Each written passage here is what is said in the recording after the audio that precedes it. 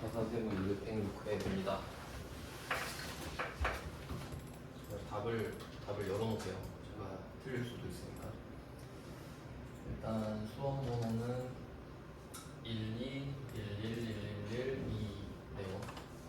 12 11 111 2 12 11 111 2.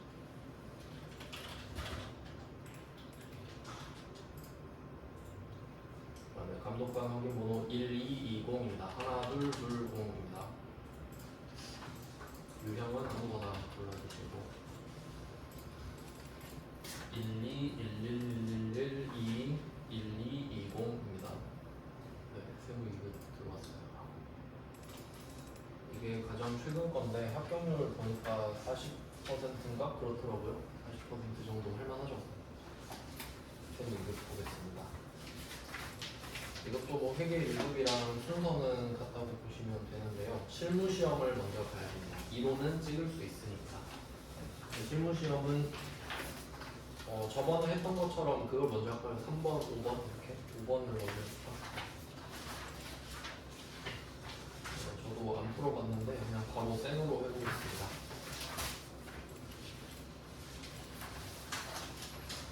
(5번을) 먼저 하고 3번 하고 나머지 문제를 풀도록 해보죠. 5번 지금 연습이 중요하니까 몇 번 안 해봐서 5번 문제는 총 15점이고 5점짜리 10점 이렇게 구분되어 있습니다. 5점짜리부터 볼게요. 13페이지죠. 13페이지를 보시면 5번에 1번 5점짜리 급여 자료 입력을 하라고 합니다. 사원 등록에서 뭘 또 하라고 하네? 사원 등록을 가요. 요거는 두 개를 같이 내버렸네. 그냥 인적공제랑 급여 자료 입력을 같이 냈죠. 좀 뻔뻔하네. 자, 원천징수로 가셔서 사원 등록으로 갑니다. 근데 사실 이렇게 내는 게 맞죠. 다 할 줄 알아야 되니까. 자, 강하나 첫 번째 사원입니다. 부양가족 명세로 갈게요. 그래서 다행히 입력은 해놨네. 그래도 입력은 해놨으니까 되는지 안 되는지만 우리가 따져주면 될 것 같아요. 인적공제 문제입니다. 자, 본인부터 볼까요? 본인 여성인데 본인이 여성이고 배우자 없죠. 그럼 이거 한부모 공제 냄새가 좀 나네. 그럼 부녀자 공제는 일단 이걸로 문제 낸 것 같은데 내가 모르는 문제일 것 같은데 잠깐만. 저도 답을 뽑아왔기 때문에 이거 보면서 같이 풀어봐요.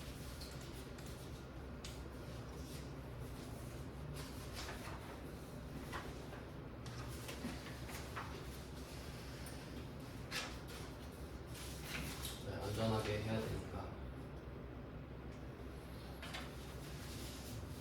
네, 기본공제 대상 부양가족 있다. 세대주고 지금 종합소득금액 3천 이하. 이게 원래 부녀자 공제에서 썼던 거죠. 그러니까 원래는 부녀자 공제 기준이 종합소득금액 3천만 원 이하잖아요.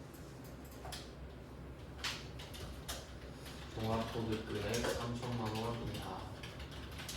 이게 소득금액이라는 게 포인트였고, 보통은 그 근로소득 금액만 있는 걸로 간주했었죠. 이 말은 총급여액, 이게 4147이랑 같다고 했잖아요. 총급여액 4147만 원 이하. 이거랑 이 두 개 같다고 보시면 되는데, 여기서는 총급여액이라고 말을 했으니까 당연히 종합소득금액은 3천만 원 이하가 나올 겁니다.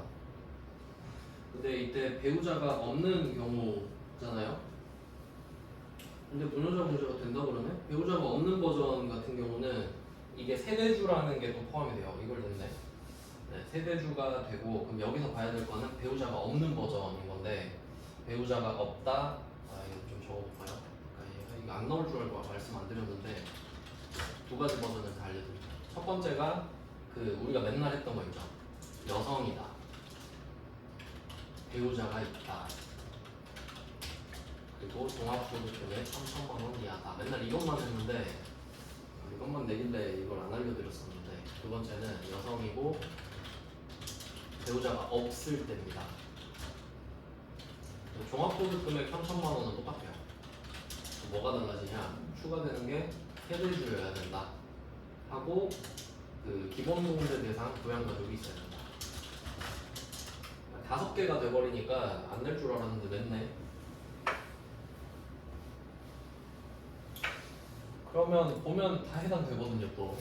아 이것까지 범위가 좀 늘어나네요. 이런 기출을 풀어봐야 돼. 네 그러면 이분은 그 다른 버전의 부녀자 공제가 된다라고 할 수 있는데 부녀자 공제가 되는 거예요. 배우자가 없을 때도 되는 경우가 있으니까 세대주까지 확인하시고 그 다음에 또 한부모 공제도 됩니다. 한부모 공제도 돼요. 왜냐면 배우자가 없고 부모니까. 밑에 보시면 기본공제 대상 그러니까 이게 겹치는 거거든요. 그러니까 배우자가 없는 거랑 기본공제 대상 부양은 정확하게는 한부모는 비속만 돼요. 그러니까 이 부녀자 공제는 기본공제 대상 부양 가족이 있기만 하면 돼요. 그러니까 뭐 위에도 상관없어. 형제자매여도 상관없고. 근데 한부모는 이름이 한부모잖아요. 근데 내 위에 있으면 안 되지. 그 정도 차이가 있는데 어쨌든 이게 지금 겹치는 거잖아요. 왜냐면 지금 기본공제 대상 부양가족이 지금 자녀 쪽이 겹치니까. 그러면 한부모 공제랑 부녀자 공제가 붙었다. 제가 이거 말씀드린 적은 있는데 내진 않을 거다라고 말씀드렸는데 나왔네요. 한부모 공제랑 부녀자 공제 붙어보자. 참고로 한부모 공제는 100만 원입니다. 소득 공제가.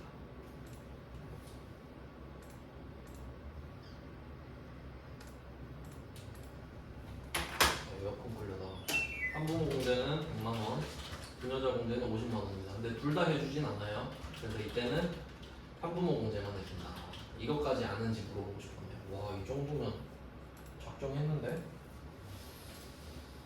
아, 그래서 한부모 공제라고 적어두시네요. 본인 옆에다가. 한부모 공제 적어주시고 본인 거에는 한부모 공제를 체크를 합니다. 그리고 참고로 이 부녀자 공제랑 한부모 공제는 본인 한정이죠. 다른 사람 이야기하는 게 아니라 내가 부녀자고 내가 한부모냐고. 근데 경로우대랑 장애인은 어때요? 모든 사람이죠. 모든 사람. 차이 아셔야 된다. 이 사람은 모든 사람이다. 그러니까 내가 경로우대고 내가 장애인일 수도 있다. 본인 패스. 다음 본인의 아버지입니다. 주거 형편상 별거. 뭐 직계 존속은 그냥 따로 살아도 괜찮다 그랬죠. 해외만 아니면 돼요. 존속은. 양도소득금액 90만 원 괜찮죠? 60세 이상으로 찍어주세요. 그 다음에 어머니 갑니다. 어머니. 나이가 나와 있으니까 편하죠. 어머니도 주거 형편상 별거. 아마 아버지랑 같이 살 수도 있고 또 따로 살 수도 있지만 어쨌든 상관없고 근로소득 총 급여액이 500입니다. 딱 턱걸이죠. 공제 대상자죠. 60세 이상. 바꿔주시고 본인의 딸. 딸은 20세 이하로 할까요? 올해까지만 받겠네. 올해까지만. 그래서 지금 얘 때문에 그 한부모 공제가 된다 이렇게 보시면 돼요. 밑에 한 명 더 있네요. 이자유 아들도 있고요. 20세 이하. 소득 없으니까. 그 다음에 언니는 이거 많이 나왔죠? 형제자매 장애인으로 나오는 거. 장애인 공제 받겠죠? 소득 없으니까. 그럼 장애인 골라주시고 3번에 중증 환자까지 해주시면 되겠습니다. 그리고 지금 간당간당하게 사실 냈는데 이 한부모 공제 하면 지금 이것도 좀 이슈로 낼 수 있을 것 같은데 한 번도 안 냈으니까 지금 직계 비속이 20세랑 16세 있죠. 그러면 만약에 내년이 되면 21세, 17세잖아요. 그럼 이제 좀 헷갈릴 수 있다. 그러니까 이 한부모 공제를 받을 때 공제 대상 직계 비속이 전부 다여야 되냐 아니면 한 명만 있어도 되냐 이런 것도 헷갈릴 수 있잖아요. 네, 낸 적은 없는데 제 생각에는 한 명만 있어도 될 것 같거든요. 네. 어린애 한 명만 있어도 돈 많이 드니까 뭐그 정도로 해석하면 되지 않을까? 네, 그래서 일부러 20세 낸 것 같아요. 왜냐면 한 명 21세 넣어버리면 말이 많아지니까. 그래서 좀 그건 모험적인 시도를 안 할 것 같긴 한데 이것도 내버렸잖아요. 부녀자 공제 배우자 없는 거 안 나올 것 같았는데. 자 일단 이렇게 하면 네 인적 공제 사원 등록 쪽은 끝났고요. 이제 급여자료 입력합니다.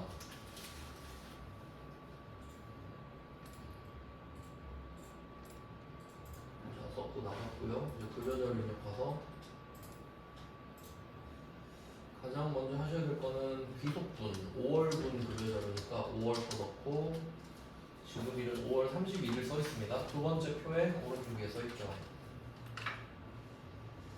자, 이번에도 강 하나 나올 거고요. 오른쪽에 그거 확인해야 되죠. 혹시 쓰지 않는 거는 없애라 이런 거. 그 아래쪽에 보시면 13페이지 아래쪽에 당구장 표시 두 개 있는데 그 중에 첫 번째 거가 뭐 통상임금 월정액 이런 거 고려하지 말라 이런 거 중요합니다. 그냥 신경 쓰지 말란 거죠.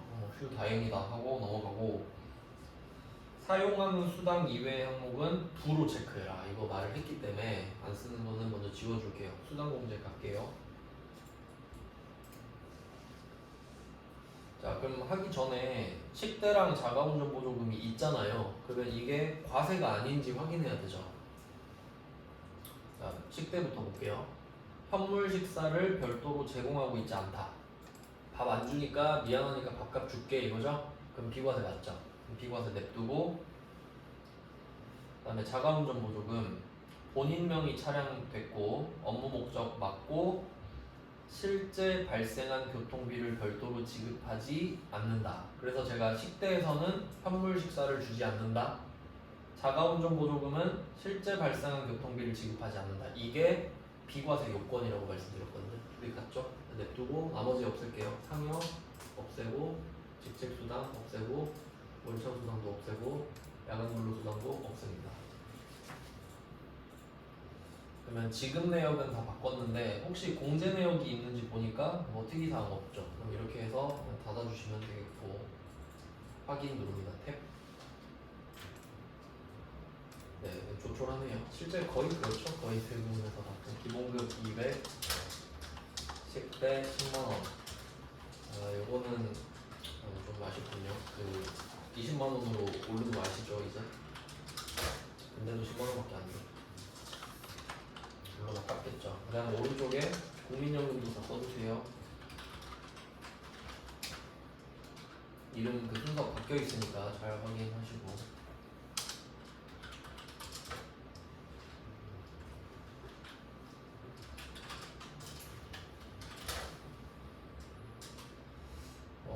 간단하네요. 뭐 또 있나? 끝이죠. 인적공제랑 같이 내서 그런가 보다.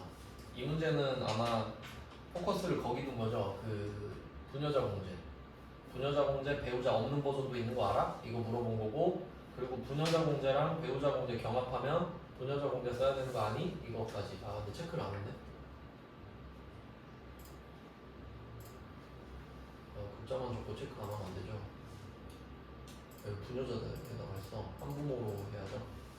네, 이렇게 해주는 것까지. 원래 부녀자가 돼 있었나요? 제가 잘못했군요. 네, 한부모로 해주시면 되고. 그 다음은 10점짜리 가겠습니다. 연말정산 추가 자료입니다.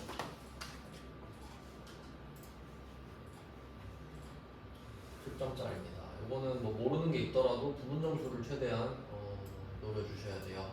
자, 일단 연말정산 추가 자료 입력으로 들어오면 가장 먼저 하셔야 될 게 전체 사원을 불러내는 거죠.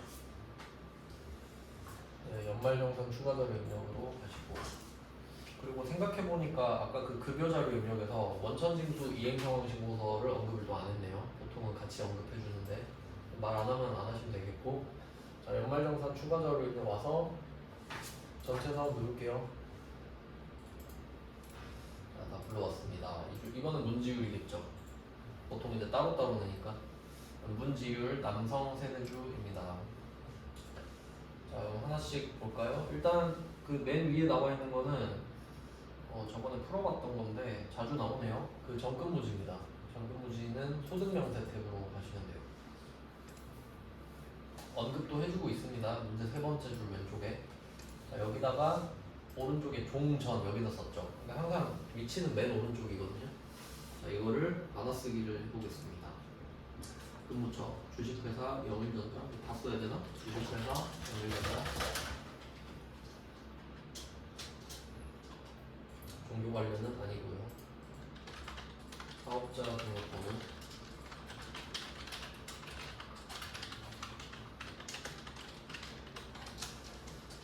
네, 근무 기간도 나와 있습니다.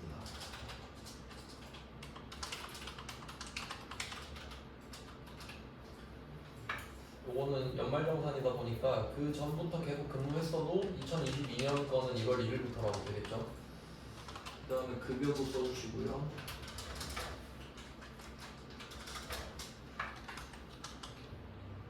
6개월 동안 네. 자, 이렇게 해서 위에 거 다 적었고 밑으로 내려가면 이제 4대 보험도 써야죠. 4대 보험도 맨 오른쪽 칸에 맞춰서 써주세요.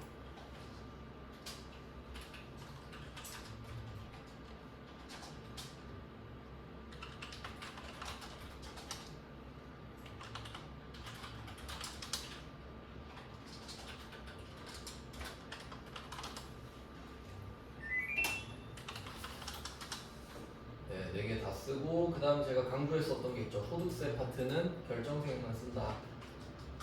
결정세액만 쓴다.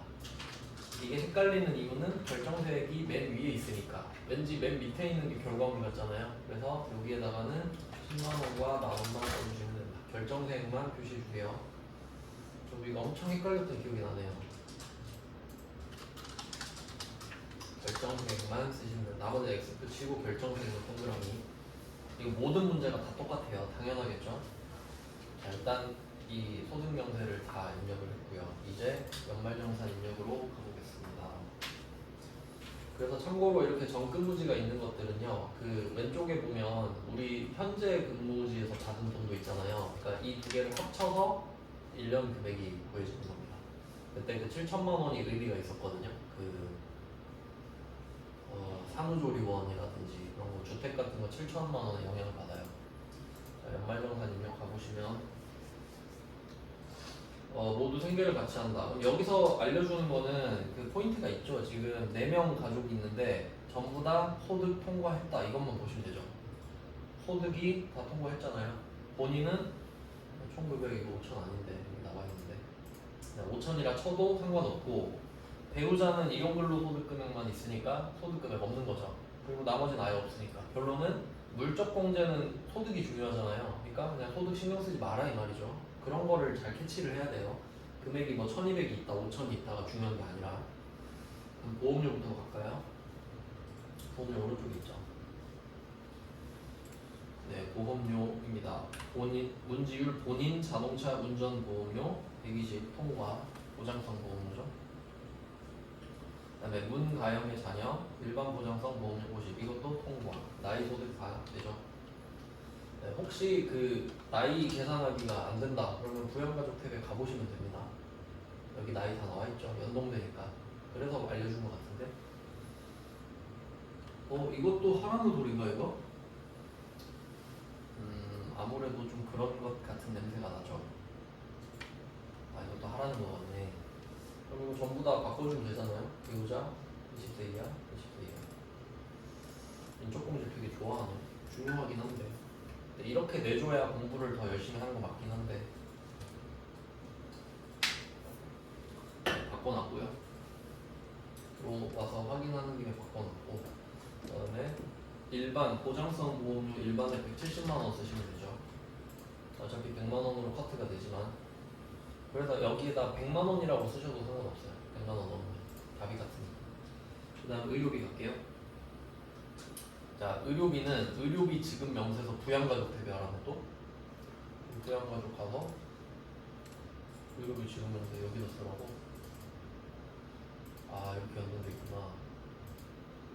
이게 그 의료비 쪽에 노란색 돼 있는데 여기 더블 클릭하면 창이 뭐 뜨죠. 그러니까 이 창이 뭐냐면 그 바깥에 의료비 지급 명세서 여기 들어간 거랑 똑같아요. 여기서 하면 되겠네. 여기서 한번 해볼게요. 자 하나씩 봅시다. 의료비 김민성 배우자 질병치료비 200이고요. 실손의료보험금 수령액 50이고 문지율의 신용카드로 결제했다. 생각해봐야 될 거는 일단 카드 결제를 한 거는 200이네요. 맞죠? 그래서 의료비가 200인데 이 중에 실손의료보험금 50이 나왔으니까 우린 실제로 150만 원만 쓴 게 돼요. 하지만 카드 결제는 200이에요. 맞죠? 카드 취소를 해주는 게 아니잖아. 그러니까 카드는 200을 결제했는데 우리만 생각했을 때 의료비 150 냈다고 생각하지. 그러니까 의료비는 150, 카드는 200 이렇게 가야 됩니다. 그러면 이걸 어디다 쓰냐? 여기 칸이 여러 개가 있는데 그 의료비를 이렇게 봐야 돼요. 그러면 실손, 난임, 65세 장애인 뭐 이렇게 되어 있죠. 근데 이 일반이 아무것도 아닌 거거든요. 그러니까 배우자 보면은 배우자는 난임도 아니고 65세 이상도 아니고 장애인도 아니에요. 그럼 일반에 쓰란 소리. 일반이 그런 일반이에요. 그러니까 기타 등등인데 가볼까요? 근데 또 칸이 국세청 기타 있다? 이건 어떤 느낌이냐면 지금 우리가 의료비를 낸 거를 그 국세청에 제출해야 되잖아요. 그러니까 국세청 제출 용도라고 보시면 되고, 근데 특이했던 거는 안경 있죠. 안경 그건 기타 이런 식으로 나왔거든요. 근데 뭐 일단 안경은 없으니까 여기 위에 국세청에 일반으로 가야죠. 배우자 거 해야 되니까. 가로 세로 잘 맞춰주세요. 더블 클릭하시면 여기다 성명은 F2번 하시면 됩니다. F2번 적어놨는데 또 적을 필요 없겠죠. F2번에서 배우자 국민성 골라주시고 지급처는 이 그 병원이겠죠. 여기서는 네, 없으니까 못 적죠. 자, 의료 증빙 코드만 국세청장을 찍어주시면 되겠고, 네, 건수 써야 되나? 금액 바로 가시면 될 것 같은데 금액은 200만 원을 적어주시고 실손 의료보험금 칸이 따로 있습니다. 50만 원으로. 네, 이렇게 해주시면 돼요. 이렇게 했었던 걸로 기억을 하는데, 네, 그래서 배우자 건은 일단 끝냈고요. 그래도 혹시 모르니까 확인을 한 번 더 해볼게요.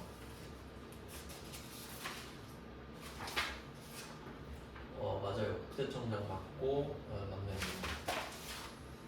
그 다음에 안경도 되네. 네, 그 다음에 안경입니다. 눈갑인 자녀. 그 시력 보정용 콘택트 렌즈랑 안경은 50만 원까지 된다 그랬죠. 그럼 여기서는 카드로 결제를 했는데 얘도 의료비니까 중복공제가 되죠. 신용카드 60, 의료비 50. 그러니까 좀 이런 출제자가 이거 좋아하네 지금. 비대칭으로 되는 거. 카드 60인데 의료비는 50인 거 아니? 이거 물어보는 겁니다. 근데 여기서는 아예 50을 적어야 된다는 거지. 커팅을 해줘야 됩니다. 여기다 같이 적네요. 제가 이거 안경은 일반 의료비로 알고 있었는데 보니까 답이 국세청장으로 똑같거든요. 그냥 국세청에다 입력하면 된다고 알고 계시면 될 것 같아요. 네, 문을 답이 골라주고 국세청장 코드 해주시고 금액을 여기서 아예 50으로 끊어야 됩니다. 60을 적는 게 아니라 50으로 적어주셔야 돼요. 한도 걸렸으니까. 실손 의료보험금은 없죠. 네, 이렇게 하면 되네요. 이 부분은. 그래서 이제 최근 거는 의료비가 이렇게 들어와서 적어야 됩니다. 근데 힌트를 주고 있죠. 이쪽에 부양 가지고 와서 더블 클릭하면 저절로 적히는 거 알지? 이렇게 해서 알려준 거네요. 네, 적고 나서 닫았고요. 창을. 그럼 의료비는 이렇게 해결을 했고, 이제 아래쪽 교육비 가겠습니다. 교육비는 소득 보는데 아까 말씀드린 것처럼 소득은 다 충족을 하기 때문에 그냥 보시면 될 것 같아요. 자, 본인 대학원 있죠? 자주 나오죠. 본인 대학원은 가능합니다. 탭을 연말정산 입력으로 다시 옮겨주시고 교육비 더블 클릭합니다. 본인 자리에다가 적어주세요. 본인 대학원. 대학원은 본인만 돼요. 1000만 원. 그 다음에 문가영, 문가빈, 쌍둥이인가? 이때 고등학생이 있는데 지금 2명이죠? 그럼 초중고를 더블 클릭해요. 그리고 1번이 있는데 여기 첫 번째 문가영 적고 밑에 문가빈 적읍시다. 한 명당 300 한도기 때문에 그럼 첫 번째에는 문가영 교복 70짜리 샀죠? 50으로 잘라주셔야 되죠. 교복 한도 50. 한도 상품사가 이거 되게 잘 나와요. 이번에도 나왔잖아요. 한도 있는 거 3개 외웁시다. 안경 50만원, 교복 50만원, 그 소품 가는 거 체험학습비 30만원, 3종 세트.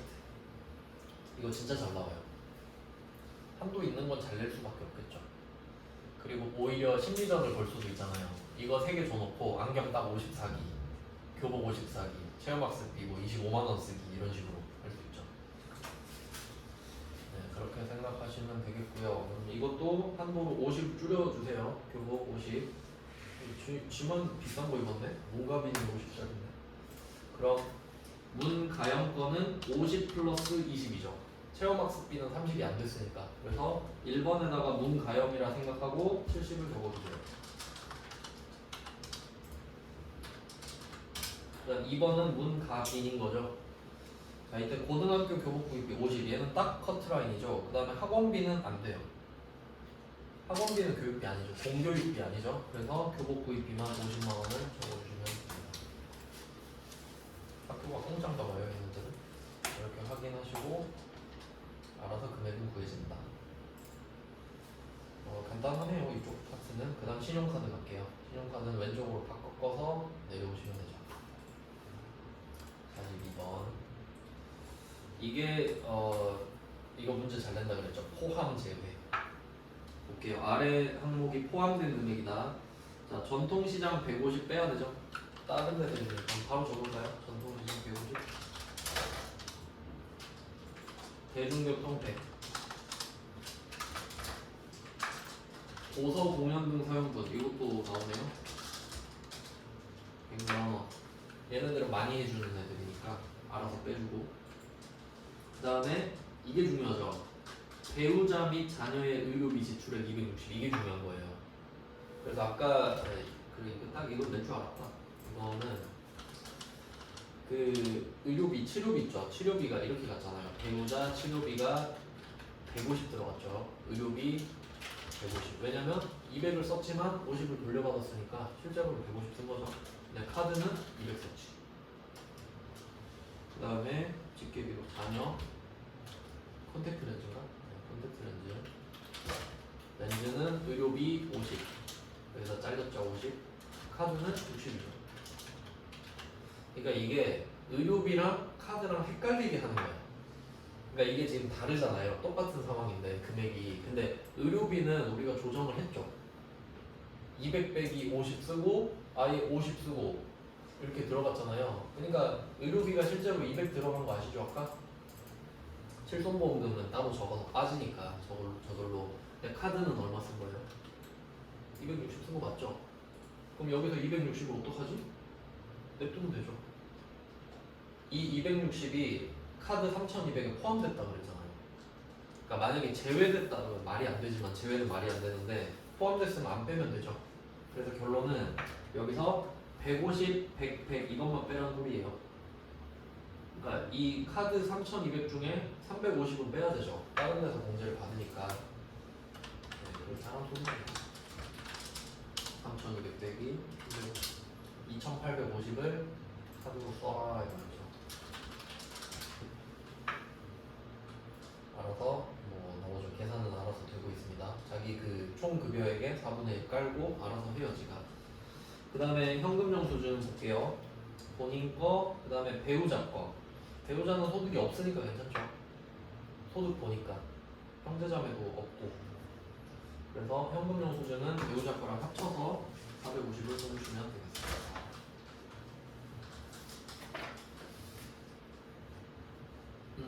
네, 뭐 특이사항은 따로 없는 것 같아요. 엄청 헷갈린다거나 그런 건 없네요. 별로 안 어려워요. 10점짜리 이렇게 하면 10점 끝. 진짜 무난하게 나오네요. 그러면 5점짜리도 끝냈고 10점짜리도 끝냈고 이제 그 부가가치세로 가볼까요? 실무 3번.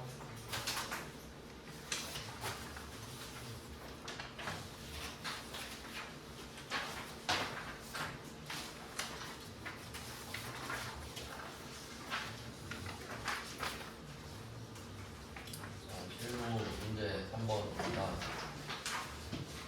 부가가치세 관련하여 다음 물음에 답하시오. 이거 포맷 아시죠? 그 부속명세서 하나 나오고 10개 중에 하나 나오고 신고서 나오고 신고서에는 가산세가 있을 수도 없을 수도 있다. 그래서 배점 보시면 2점, 6점이거든요. 지금 포맷을 잡아가는 것 같은데 그리고 나머지 2점은 전자신고거든요. 부가세. 그래서 뭐 세 문제인데 마지막 전자신고는 매번 똑같을 겁니다. 한번 해볼게요. 자, 부가가치 탭으로 가셔서 이거 뭐 다 해봤던 내용인데 부동산 임대 공급자의 명세서가 나왔습니다.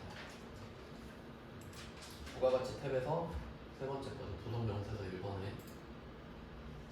요거는 뭐 딱히 이론이 복잡한 문제는 아니었어요. 그냥 적으면 되는 거였는데 한번 해볼게요. 뭐 10월, 12월입니다.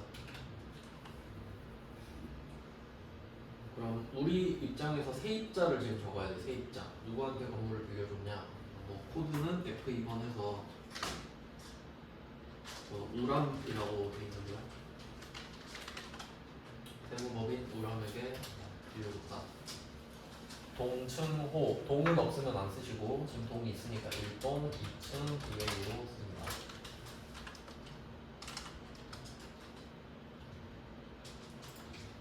면적 120 하시고 용도 사무실 씁니다.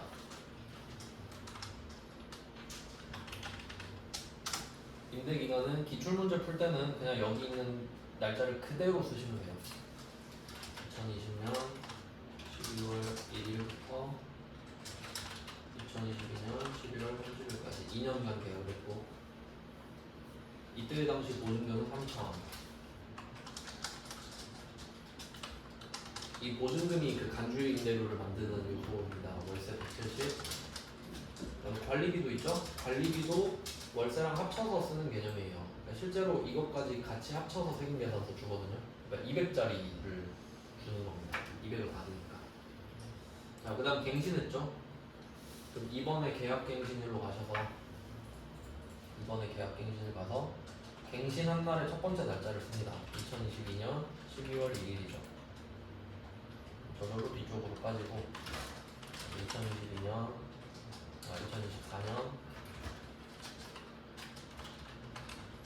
2 2년간 한 거죠. 11월 30일 이렇게 보증금을 확 올려버렸네요. 금리가 높아졌으면 보증금을 낮춰줘야 될 건데 자, 5천만 원으로 올렸고 월세 170 관리비는 같습니다.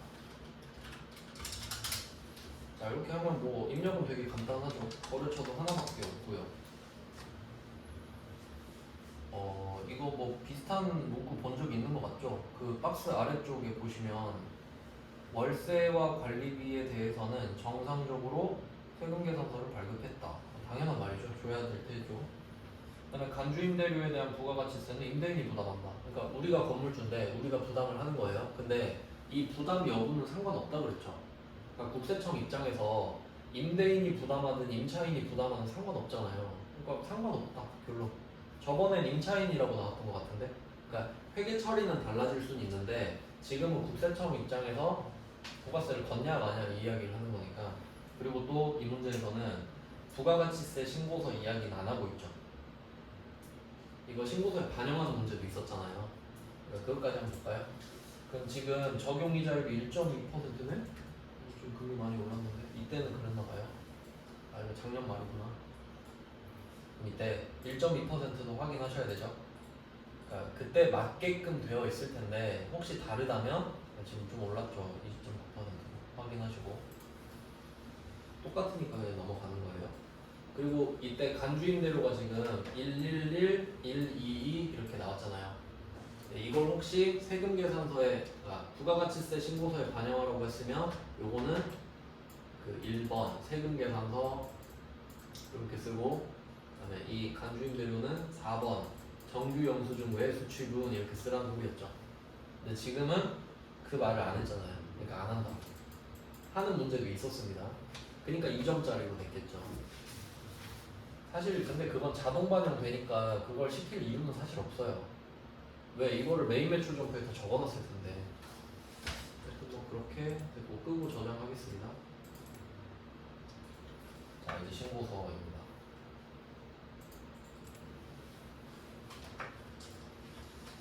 부가가치세 신고서 가장 먼저 하셔야 되는 거 아시죠? 일단은 이기 확정이라 10월, 12월인데 제일 먼저 봐야 될 거 가산세가 있냐 없냐죠. 신고 납부 가산세가 있느냐 없느냐.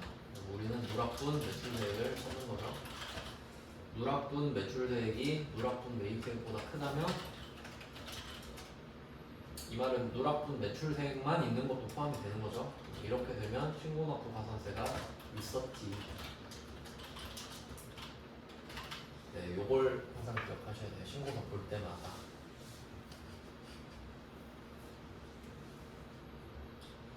네, 이렇게 누락분을 먼저 찾아봅니다. 매출 쪽과 누락분을 좀 눈여겨봐야 되죠. 매출 자료에는 누락분 이야기가 없고 보니까 예정신고 누락분이 따로 있네요.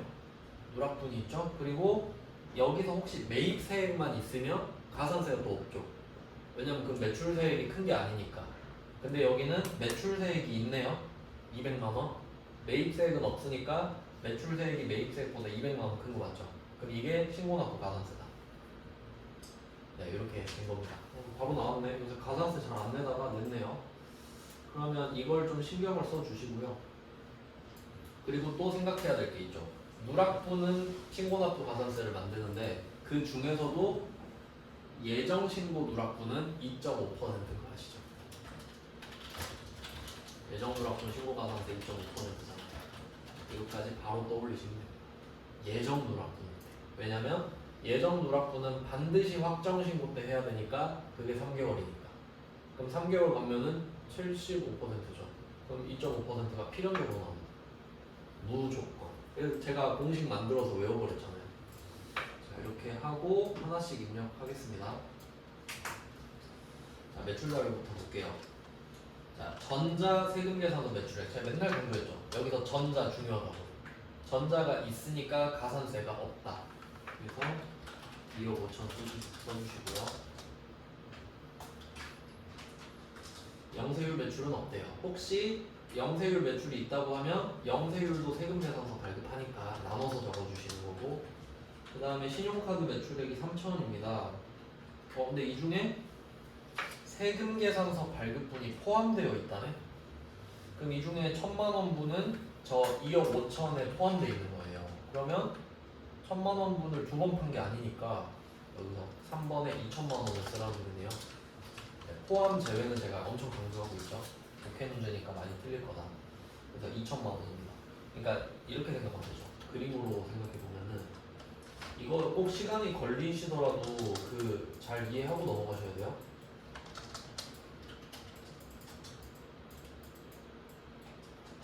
이때 세금 계산서가 2억 5천 원이잖아요. 그 다음에 카드가 3천이죠. 지금 이 말을 하고 있는 거 맞죠? 근데 이 카드 3천 중에 1,000만 원은 세금 계산서에 붙어 있는 거라며. 그럼 1,000만 원 겹친 거 맞죠? 그럼 요게 1,000만 원이고. 근데 이 1,000만 원은 내가 세금 계산서도 주고 카드 점표도 줬다는 소리지 두 번 판 거 아니죠? 그러니까 총 매출액이 얼마예요? 우리 2억 7천이라고. 맞죠? 천이 겹쳐 있는 거니까. 맞죠? 그러니까 총액이 2억 7천인 거예요. 2억 7천. 1,000만 원이 겹치니까.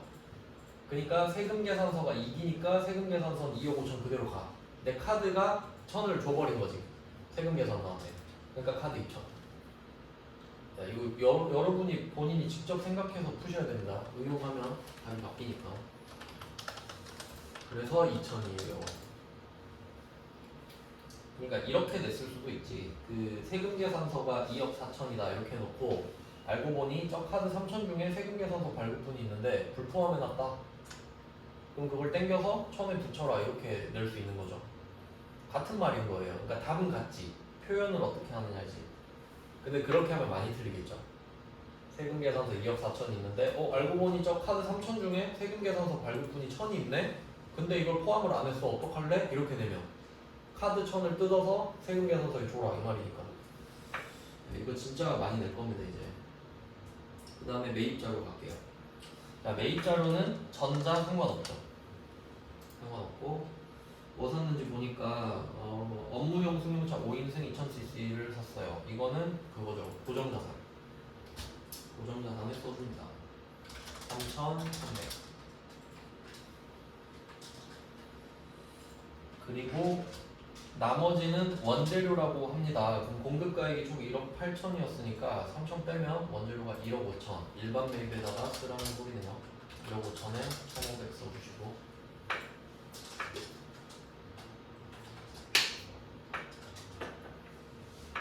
네, 이렇게 해서 총 1,800을 1억 8천을 만들었어요. 근데 그 자동차는 불공제죠. 불공제 16번 바로 따라가 주시고 16번에 입력 안 되죠.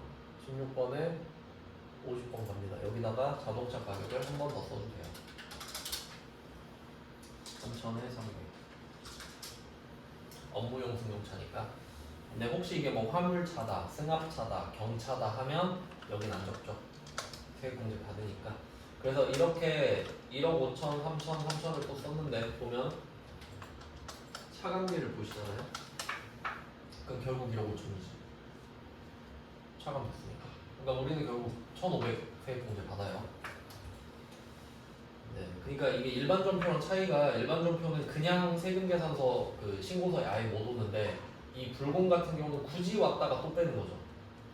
좀 이해할 수 없는 거죠. 근데 세금 계산서를 받은 게 중요하기 때문입니다. 자, 그 다음이 신용카드 매입액이죠. 매입자료에서. 자, 그럼 얘는 14번이잖아요. 14번 그 밖에 공제 매입세액에서 밑에 41번으로 가주시면 되겠죠. 전액 직원 복리후생 관련이니까 2,000만원, 200만원 2,000에 200. 네, 요거는 뭐 불공제 사유 아니니까. 그리고 이것도 아시죠? 이게 혹시 적대다 이랬으면 아예 안 적는 거 계속 강조했습니다. 그 다음에 예정신고 누락분 갈게요. 예정신고 누락분은 오른쪽 위로 가셔서 33번에 써야겠네요. 33번에 전자 세금 계산서 과세 매출액 돼 있는데 여기서 전자 또 봐야 되죠? 매출이니까 전자가 있어서 가산세가 없는 겁니다. 그러니까 이때 만약에 종이 세금 계산서 했으면 가산세를 또 맞죠. 미발급등 1%도 맞는 거예요. 신고납부랑 별개로. 근데 전자로 발급했으니까 그건 없다 이 말이지. 그래서 이 33번에는 2,000만원, 200만원, 200은 저절로 들어가죠. 이 200만원이 신고납부 가산세 대상입니다. 이거 가지고 볼게요. 가산세 26번 가셔서 과소신고. 여기서 부당이 아니다라고 하는데 별말 없으면 당연히 부당이 아닙니다.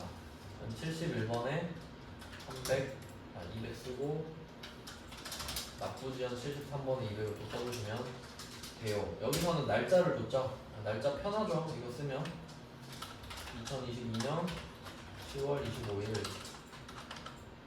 2023년 1월 25일 하면 알아서 92일을 딱 만들어주고 알아서 들어갑니다.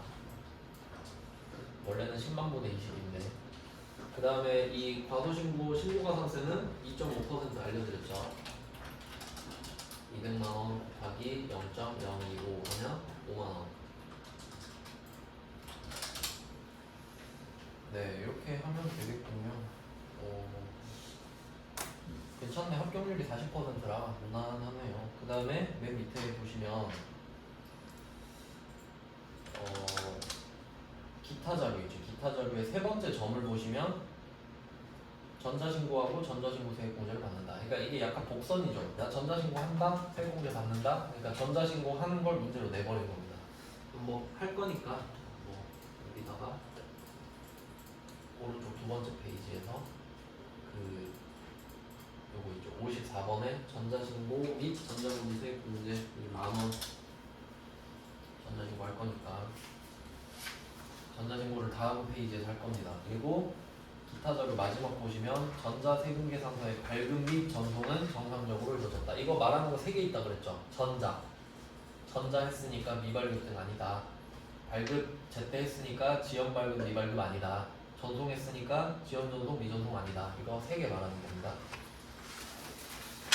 다음이 마지막 전자신고인데 요게 몇 회 때부터 계속 나와요.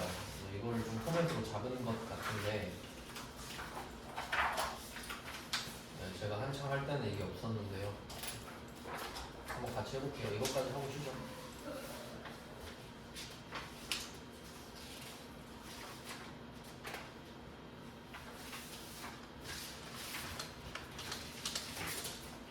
저도 이거 안 해본 거여가지고 저는 홈택스로 하거든요. K랩으로 안 해봐가지고 보고 좀 알려드리겠습니다. 그림이 아주 상세하게 나왔네요. 자, 다음 자료를 이용하여 2기 예정 신고 거를 전자 신고하시기로 끄고 나가시고요. 방금 한 거는 별개고 이제 전자 신고를 해볼게요. 이거는 이제 매회 똑같이 나온다고 보시면 되니까 그냥 반복 숙달 하시면 되겠습니다. 이게 부가가치세 신고의 개념이 어떻게 되냐면 말 그대로 그 신고서를 작성해서 옛날에는 종이에다 써서 냈겠죠. 네, 요새는 그런 시대가 아니잖아요. 그러니까 전자로 하는데 그 두 가지가 있어요. 저 같은 경우는 홈택스로 바로 하거든요. 그러니까 홈택스 홈페이지에 바로 들어가 버려요. 왜냐면 그게 국세청 거니까. 그럼 거기다가 그냥 신고하면 바로 끝나거든요. 근데 얘는 K랩이라는 회계 프로그램을 쓰는 거잖아요. 그러면 이 회계 프로그램에 기록된 부가가치세 신고서를 뽑아내서 그걸 홈택스로 넘기는 작업을 해야 되는 거예요. 그러니까 그거 지금 하는 거예요. 그래서 제가 그 K랩은 안 해봐서 홈택스로 바로 하기 때문에 근데 방법을 찾았어요. 그럼 내용을 한번 다시 볼게요. 언급 제가 좀 그 표시할 거를 제가 말씀드릴게요. 이 문제를 보면은 그 박스 안에 1번부터 5번까지 써 있는데 1번에 부가가치세 신고서 있죠? 마감돼 있다. 그러니까 이거는 상황을 말해주는 거예요. 그러니까 내가 마감 쳤다. 그러니까 이건 K랩 안에서 일어나는 일이죠. 그럼 이건 뭐 신경 쓸 일 없습니다. 알아서 돼 있을 테니까. 근데 굳이 들어가 보면 마감이 돼 있었죠 아까. 근데 이때 그냥 이거는 확인만 하는 거예요. 그냥 들어가서 봤을 때 마감이 잘 돼 있군 하고 끝. 이대로 신고하면 되겠네? 이런 내용이에요. 그럼 2번부터가 진짜 거죠. 전자신고를 해라. 그러면 이때는 밑에 가서 전자신고에서 전자신고로 갑니다. 그리고 그 2번에 보시면 전자신고 다음에 국세청 홈택스 전자신고 변환, 이게 말씀드린 홈택스로 내기 위해서 자료를 변환하는 겁니다.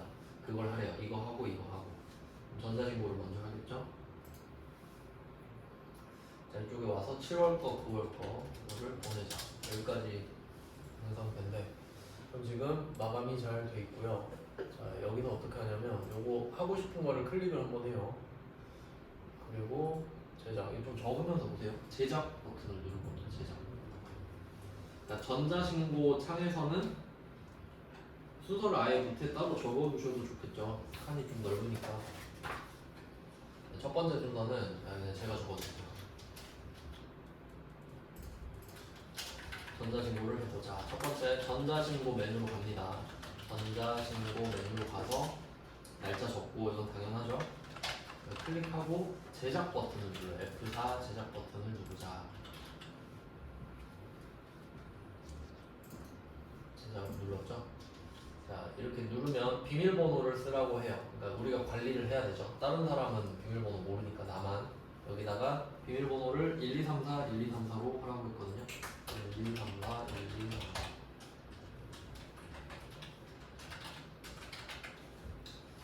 그리고 그 신고할 때 두 가지 방법이 있는데 납세자 자진신고 이걸로 하라고 돼 있네요. 그럼 3번에 보니까 납세자 자진신고.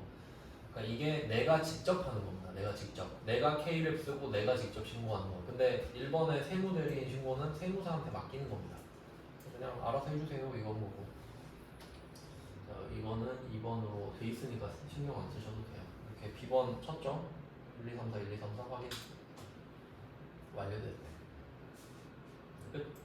그러니까 K랩에 있는 거를 전자 형태로 보관한 겁니다. 그리고 얘는 꺼요. 전자신고 보관만 하면 되고. 두 번째. 국세청 홈택스 전자신고 변환 응용으로 갑니다. 이 순서대로 하라고 했으니까. 자, 이걸 누르면 무슨 창이 뜨죠? 닫기 누르시고요. 이거 홈택스로 크게 된다요. 전 여기서요. 닫기 하고, 자, 이쪽으로 넘어왔습니다. 닫기 눌러주시는 거는 당연한 거죠. 이때 여기 바로 보이는 거 보면 변환 대상 파일 선택해라. 지금 홈택스로 옮길 거거든요. 아까 그 저장해서 뽑아놓은 거 있죠. 그걸 불러오는 거예요. 찾아오기 누릅니다. 찾아보기를 누르자. 그 다음에 그 경로를 보시면 4번에 보면은 로컬 디스크 C 드라이브에서 파일명을 ENC로 시작하는 걸 찾아라. 로컬 디스크 C, ENC 찾았죠? 요거를 클릭하셔서 열기 이쪽으로 들어왔죠. 자, 이거를 보내겠다 이건데 이제 검토를 해야 됩니다. 이거 보내겠습니다 하고 그리고 스크롤 밑으로 내리면 맨 밑에 보면 형식 검증하기가 있어요. 이 순서대로 돼 있죠. 제가 하나씩 할 거거든요. 이거를 적어주시면 되겠습니다. 이게 지금 최근에 또 레이아웃이 바뀌어가지고 형식 검증하기를 누릅니다. 해설이 불친절하군요 이거. 자 그러면 형식 검증하기를 누르시면 된다. 그럼 한 번 더 뜨거든요. 아까 썼던 비밀번호 또 써주시면 돼요. 1, 2, 3, 4, 1, 2, 3, 4. 아까 했던 거 비밀번호 그대로 쓰라고 말하고 있어요. 자 그럼 뭐라고 하는데 자 형식 검증하기 다음에 넘겨봅니다. 형식 검증 결과 확인 클릭. 숫자가 바뀌어요. 오류가 없어요. 오류가 없어야겠죠. 넘기고 자 끝까지 왔나요? 그래서 전자 파일 제출하기 신고서 제출합니다. 확인 닫기 뭐 인쇄하실 거면 인쇄하시고 아니면 닫기 끝. 요거는 매회 나옵니다. 이제 매회 그냥 시험 보기 전에 한 번 더 해보고 가면 돼요. 단순한 기죠. 이거 뭐 맨날 할 거 아니에요. 근데 처음 할 때는 신고를 3개월마다 하니까 까먹겠지 그때마다. 그래서 좀 시험에 넣은 것 같고